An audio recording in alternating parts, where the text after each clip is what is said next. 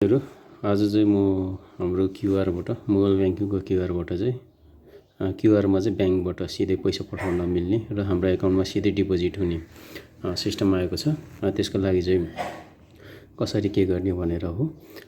हाम्रो क्युआरमा पनि सिधै ब्याङ्कको खाताबाट पैसा आउँछ। हाम्रो मोबाइल ब्याङ्किङ एप खोलिसकेपछि यो एप खुल्छ।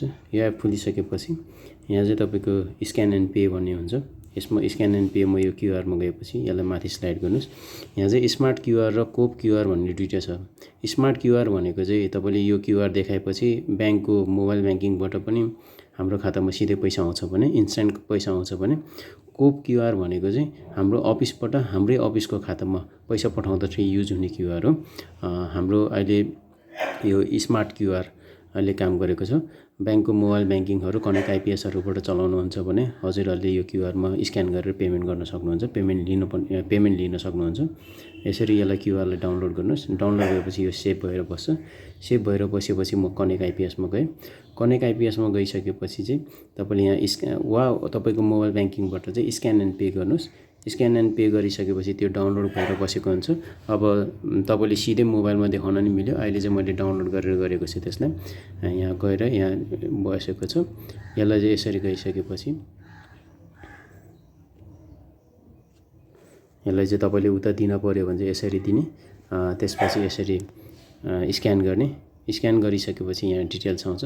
मैले चाहिँ यसलाई 10 रुपियाँ टेस्टिङको लागि गरेको छु। अघि पनि टेस्टिङको लागि 10 रुपियाँ गरेको थियो भने यहाँ टेस्ट सेकेन्ड टेस्ट भनेर गर्छु।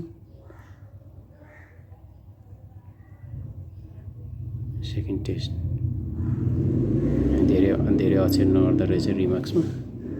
पिएसडी सेकेन्ड टेस्ट गरेँ। मैले पे गरिहालेँ। पे गरेँ। चार्ज काट्दैन यसको, अहिले काट्दैन, पछि त काटिहाल्छ जसरी। डाउन गरेपछि यो मेरो उस भइहाल्यो, ट्रान्जेक्सन सक्सेस भइहाल्यो। यहाँ चाहिँ तपाईँको यो भाउचर भइहाल्यो। यहाँ मेसेज पनि आइसकेको छ डिटेक्ट भनेर, के अरे रिसिभ भनेर।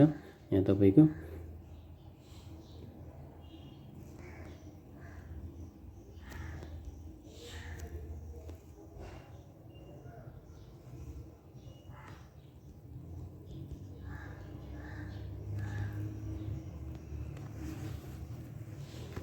रिसिभ भनेर पैसा आइसकेको छ। यहाँ पहिलो 10 रुपियाँ चाहिँ यहाँ सक्सेस भइसकेको देखेको छ। त्यसै गरी दोस्रो चाहिँ यहाँ भर्खरै 3:29 हालेको, 3:29 14 सेकेन्डमा यहाँ आइसकेको छ। यसरी